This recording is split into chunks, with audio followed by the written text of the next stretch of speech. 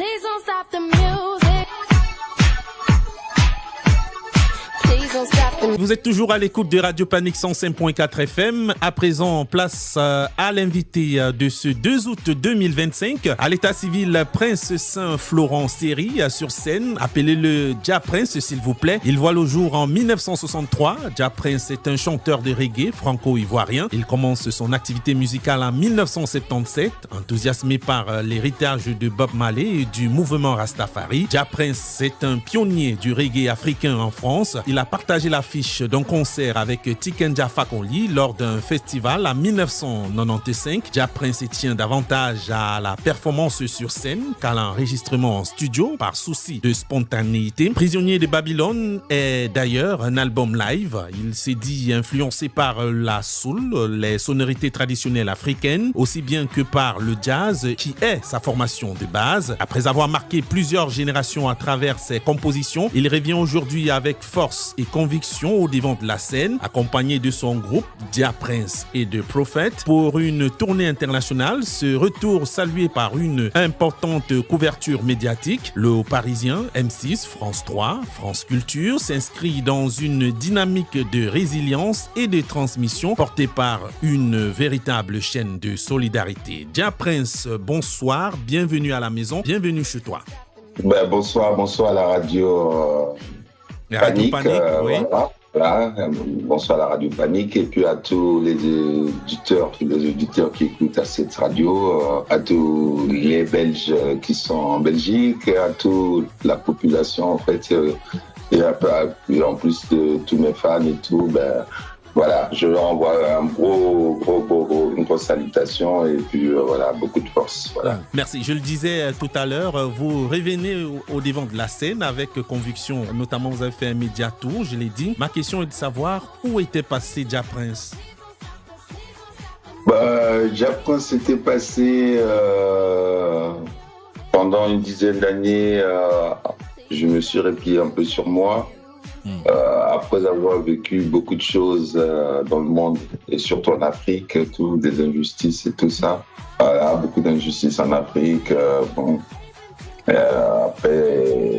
Après tous les déboires et tous les problèmes que j'ai eu là-bas, on m'a exproprié. On reviendra sur ce que vous avez vécu en Afrique tout à l'heure. Mais le temps de dire Jah Prince, c'est aussi cet artiste-là, cette star, parce que vous êtes une star, qui est passé de l'autre côté, notamment SDF. Qu'est-ce qui s'est passé, Jah Prince?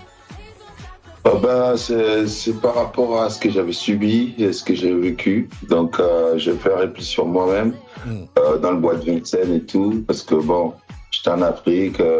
Après, là-bas, j'étais emprisonné. Et après ma prison, j'étais expulsé vers la France. On va faire retourner en France parce que là-bas, on m'interdisait d'être sous la terre de mon pays, la Côte d'Ivoire. Ouais, de vos ancêtres. 5 années, de mes ancêtres, 5 années d'être là. Et donc après, ma prison m'a fait rentrer en France et tout. Et du coup, pour venir en ville et tout, je trouvais qu'il y avait trop de bruit en ville. Donc j'ai pris un repli vers la forêt de Vincennes, dans le bois de Vincennes. Voilà, là-bas, j'étais un peu plus avec la nature. Et ça me rappelait un peu aussi la terre de mes ancêtres en Afrique, dans la forêt. Donc c'était un peu pour faire récupérer un peu de l'énergie avec la nature, avec les animaux, avec les choses simples de la nature, les arbres et tout ça. Ouais. Voilà, pour reprendre un peu de force. Donc je suis resté 10 ans dans ce bois de Vincennes. Voilà. Et 10 ans après, il y a eu tout le monde qui me cherchait partout. Et voilà, il y a eu le Parisien qui est tombé sur moi et qui a fait un gros papier. Et après, ça s'est déclenché à partir de là et tous les autres médias ont suivi. Ça n'a pas arrêté de me demander des interviews, des choses et tout. Voilà, parce que tout le monde voulait savoir un peu plus. Voilà, parce qu'il m'avait déjà trouvé, parce qu'on me cherchait, on ne voyait pas où j'étais. Quand on a trouvé où j'étais, voilà, c'était un plaisir pour les gens de me poser des questions, de savoir, voilà, qu'est-ce que je voulais faire, pourquoi j'étais dans le bois et après ça, qu'est-ce que j'attendais, c'était quoi la suite et tout. Après, Oui. Comme j'avais arrêté pendant 6 ans la musique et tout, aussi pendant que j'étais dans le bois, à un moment, je dis bon, c'est bon, je fais plus de musique, j'arrête et tout.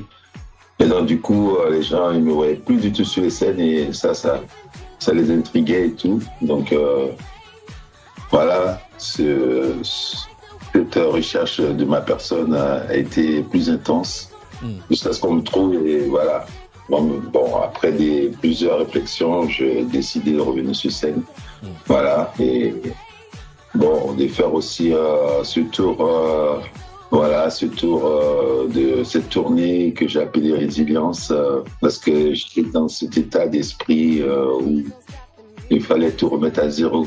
Donc voilà, je pars à zéro avec rien et sans emploi à personne et partir. En préparant cette émission, en regardant les fiches, je me suis dit comment une star, comment Jah Prince a fait pour survivre, alors pour vivre dans cet environnement-là. Ouais.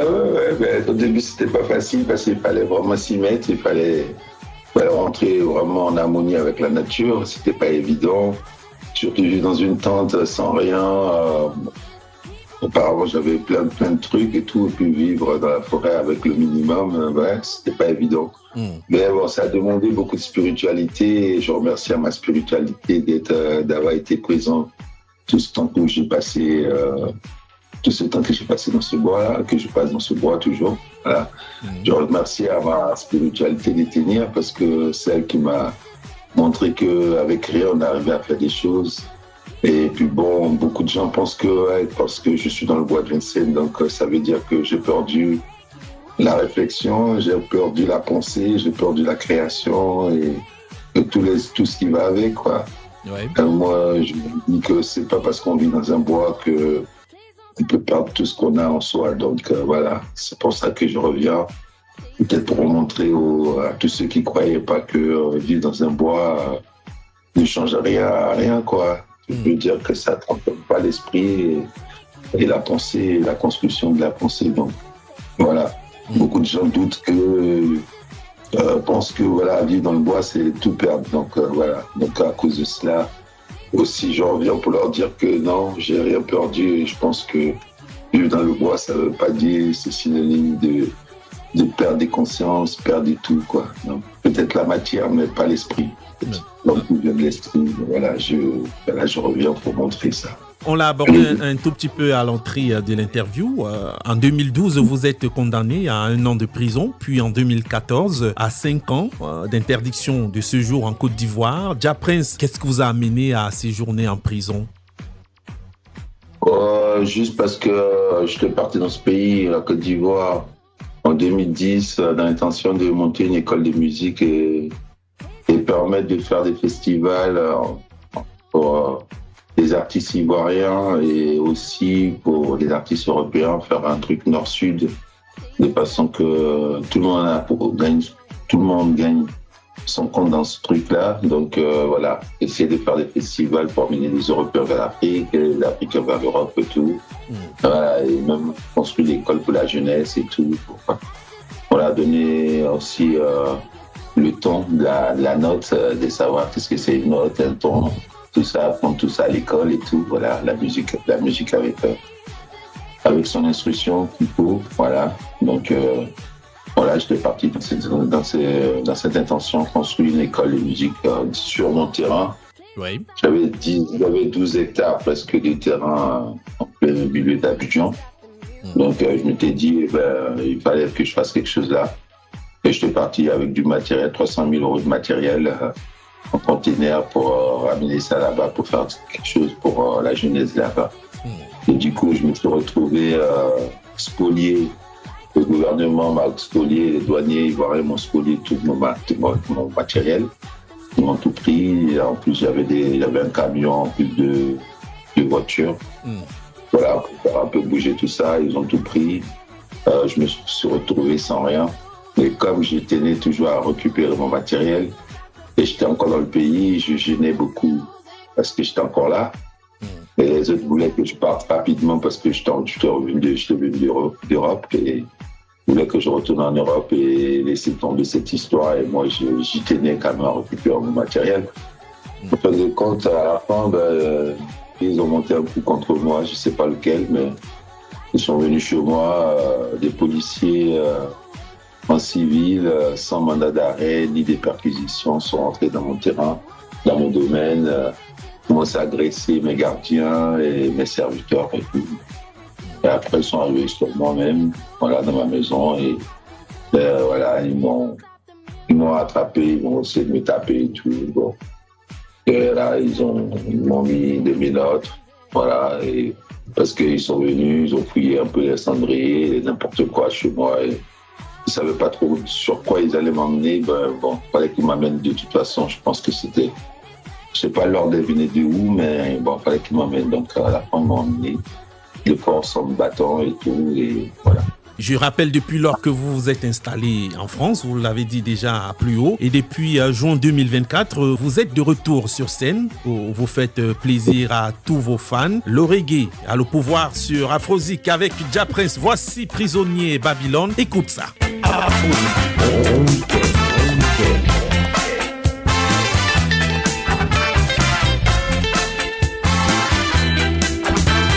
Nous avons trop pleuré, nous avons trop crié nos douleurs, nous nous sommes trop lamentés de toutes ces méchancetés.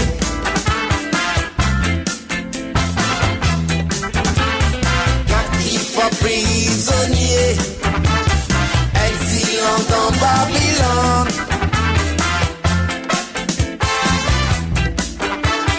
Captifs, prisonniers, dans la maca, dans le bassa-bata.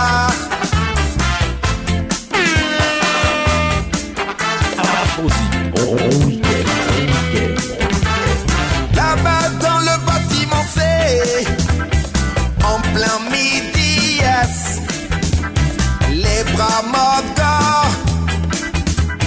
Prisonnier de Babylone, Jah Prince, racontez-nous cette histoire, les coulisses de cette chanson.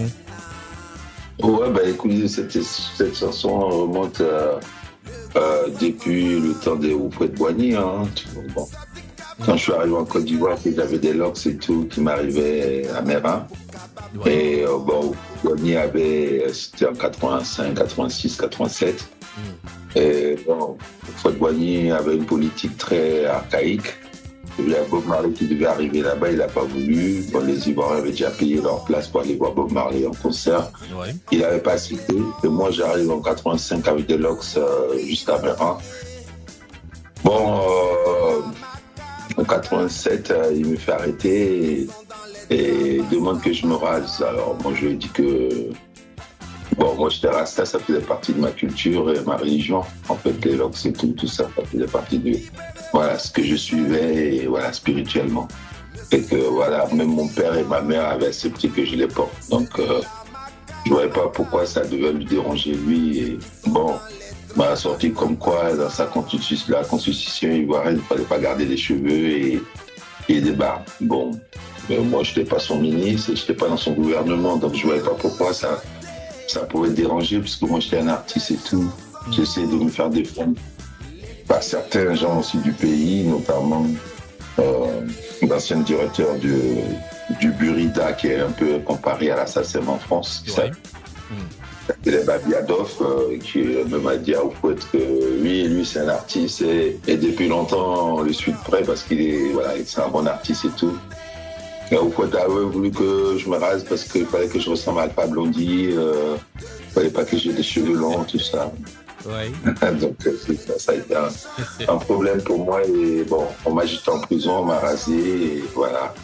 Et bon, après je suis reparti tranquille. Donc c'est en ce moment que j'ai composé cette chanson Prisonnier de Babylone. Ouais. Voilà. Et plus tard, longtemps après, en 98, je suis rentré en studio pour la poser sur la poser sur un album, tu vois. Mais sinon c'était en prison en 87 que je l'ai écrit. Cette chanson Prisonnier de Babylone. Chers auditeurs, chères auditrices, nous recevons un géant de la musique africaine, Jah Prince, vous le savez. Jah Prince, pensez-vous que la musique reggae est une musique de rebelle ou de paix? Je pense que la musique reggae est une musique de conscience. Elle n'est ni rebelle, ni bon, on peut pas dire rebelle parce que rebelle, des fois, oui, les idées sont assez révolutionnaires. Donc, on peut dire parce que les idées sont révolutionnaires, c'est rebelle. Mais non, c'est une musique de conscience et voilà. Elle est aussi remplie de paix parce que c'est une musique de pacification, d'harmonie, de douceur, d'amener les gens à s'aimer entre eux et de se pacifier. Et, voilà, d'être ensemble sur la terre et tout, de partager le bonheur qu'on a tous d'être là, tu vois. Donc, c'est pas une musique non plus. Voilà, c'est une musique plutôt pacifique et puis des consciences. Voilà, je pense que c'est une musique d'harmonie. Beaucoup de gens aiment le reggae. Dès qu'il y a du reggae, bah, même les bébés se retrouvent dedans, tu vois. Oui. Oui, les bébés se retrouvent dans le reggae. Moi, je connais plein de bébés. Ouais. Donc, voilà. Et écoutons un autre titre de Ja Prince. Le titre, c'est Love. On écoute ça. Bienvenue à la maison, la famille. Bienvenue à la maison, la famille. Ah, Fauzi. Bon week-end, bon week-end.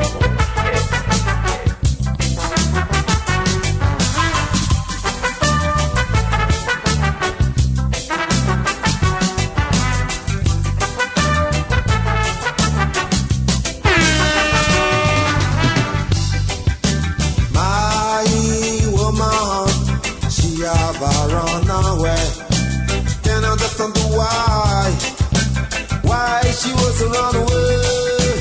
Wanna she's back home. Cause I got some love for her.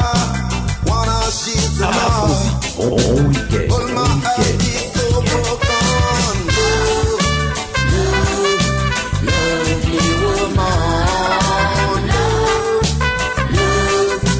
Love me, darling. Lovely woman.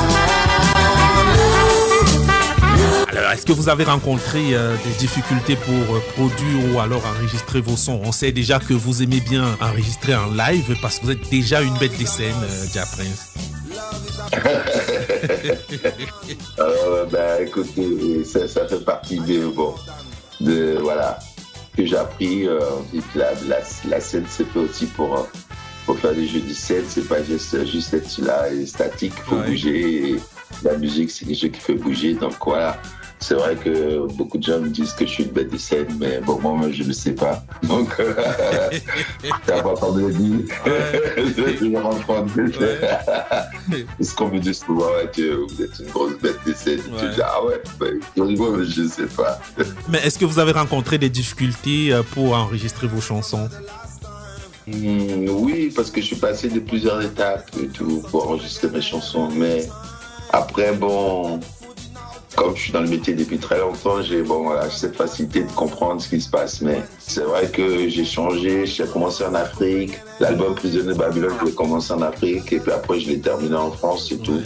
Donc il y a eu plusieurs étapes et tout. Mais voilà, je l'ai commencé en 98 et je l'ai fini en 2003 en France. Donc, en 98, il y a quand même 5 années, tu vois, pour monter l'album. Tu vois, voilà, c'était pas des choses que je fais en 2 minutes. Non, j'avais besoin de bien penser, puis voilà, de mettre les choses en place vraiment comme il faut. Je me permets de te couper, mais tu sais, la nouvelle génération maintenant, j'ai reçu déjà quelques artistes dans ce programme. La jeune génération, parfois, c'est une journée, 2 jours, et puis on a mis la chanson sur le marché. Hein. Vous avez pris 5 ans. 5 ans, ouais, 5 ans. Ça, c'est vraiment, voilà, parce que franchement, quand on veut donner des bonnes choses, il faut prendre le temps de le faire quand même. Il ne faut pas se presser. Voilà. De servir un bon repas à quelqu'un, une bonne soupe, ça prend un petit temps quand même. Voilà. Donc moi, avec la musique, c'est pareil. Bon, quand on veut servir un bon plat, on a besoin de vraiment, voilà, regarder tous les détails. Ça prend du temps. C'est ça. Pour les Belges et les Ivoiriens, et notamment les Africains qui nous écoutent, si vous ne le saviez pas, Ja Prince était déjà en Belgique le mois dernier, à Charleroi, pour un concert. Ja Prince, comment ça s'est passé? Comment les Belges vous ont accueilli? Beaucoup de sympathie et franchement, c'est un super peuple. Je les remercie beaucoup de leur sympathie. C'est un grand peuple rempli d'harmonie, de grandeur d'esprit, des largesses de cœur et tout. Vraiment, j'étais vraiment dépassé par leur accueil parce que c'était rempli de chaleur et d'amour, tu vois. Et j'ai vu qu'eux aussi, ils aimaient beaucoup la musique. Et vraiment, des gens m'ont coursé même dans des endroits où je devais jouer ou à des heures très indues et tout. Ils ont été m'attendre pendant des heures à des endroits parce qu'ils voulaient me voir et tout. J'ai vu que vraiment, ça méritait mieux, quoi. Et franchement, si prochainement je viens, vraiment, je leur donnerai le meilleur de moi parce que j'ai vu qu'ils avaient beaucoup de patience. Et puis, ils m'attendaient. Il y a beaucoup qui m'attendaient, qui voulaient vraiment me voir. Donc, ils n'ont pas eu toute la chance de me voir. Mais ceux qui ne m'ont pas vu, qu'ils soient sûrs que bientôt je reviens. Et franchement, dès que Jah Prince est dans le coin, ils peuvent tous venir. Hein. Là, cette fois-ci, ils verront vraiment la bête de scène. Qu'est-ce qu'elle va leur donner. Si on a besoin de vous pour des spectacles, comment faire pour vous avoir? Voilà, c'est très facile. Il faut juste contacter ma maison de production. Alors, c'est Japs Prod, Jazz Prod. C'est J-A-H-P-S Prod, voilà, production. Et là, du coup, avec elle, ils peuvent tout avoir. Tout. Ils peuvent communiquer avec moi s'il faut. Voilà, s'ils ont envie de m'avoir, même en direct et tout. Voilà, avec la maison de prod, ils peuvent m'avoir. Et puis, ils peuvent aussi avoir mon aval et tout, si je suis d'accord ou pas. Voilà. Quelle est la suite pour Jah Prince? La suite, c'est pas mal de concerts, un peu partout, hein, en Europe, en France, un peu partout. Voilà, comme j'avais dit que je revenais, vraiment je reviens pour de vrai. Et voilà, donc il y a plein de gens qui essaient de m'appeler aussi pour me proposer des choses, mais ça peut toujours continuer à m'appeler pour des choses. Hein. Je suis toujours ouvert à toutes les propositions. Autant il y en a beaucoup, autant ça me fait plaisir parce que je suis prêt pour tout le monde. Dès que je peux, je m'y rends. Donc voilà, je suis en action et donc je suis là. S'il y a des gens qui sont intéressés à faire un cri d'appel pour que je vienne vers eux, je viens directement avec mon équipe et puis on fait le truc, on fait le boulot, quoi. On fait le taf, quoi. On tire déjà à la fin de cette interview. Qu'est-ce qu'on peut souhaiter pour Jah Prince pour la suite? Qu'est-ce qu'on peut lui souhaiter? Souhaiter pour Jah Prince, c'est surtout les salles. Hein. Les programmateurs des salles, les meilleures salles, tu vois, qu'ils ouvrent leurs portes à Jah Prince surtout. Et puis le public qui attendait depuis longtemps, qui a entendu parler de moi dans le Parisien, M6, France 3, France Culture, les autres trucs et tout, les médias et tout. Ce public-là, il attend toujours de voir Jah Prince, qu'ils aillent où on dit que Jah Prince arrive et où Jah Prince passe, qu'ils viennent là et qu'ils verra vraiment qu'il est vivant et qu'il il est en action. Donc, c'est le moment de prendre le bateau, ou le train. Parce que, faut pas laisser passer et puis après dire que, si je savais, j'aurais dû le prendre, tu vois. Donc, c'est le moment de le prendre. Que tout le monde vienne et qu'on fasse les choses ensemble. Et chers auditeurs, chères auditrices, allez écouter notamment Jah Prince, il est sur YouTube, notamment l'album Prisonnier des Babylone, c'est ça, Jah Prince? Voilà, ils n'ont qu'à s'abonner à ma chaîne pour suivre tout ce que je fais et tout. Ils n'ont qu'à essayer de liker sur les chansons, ils n'ont qu'à essayer de donner un peu de force à Jah Prince. Ça, c'est sûr. Pour m'encourager à vraiment revenir vraiment avec toute ma force aussi, qui me donne un peu de force. Alors, j'attends du public son appel et pour que je suive. Je suis son serviteur et qui m'appelle le public et que je serve. Tu vois. C'est tout ce que je peux dire. Un dernier mot pour tes fans, Jah Prince? Pour mes fans, surtout les mecs des Charleroi, déjà, gros bisous à eux, pour toute la Belgique entière et pour tous les fans qui sont fans de reggae, et musique africaine et toute musique confondue.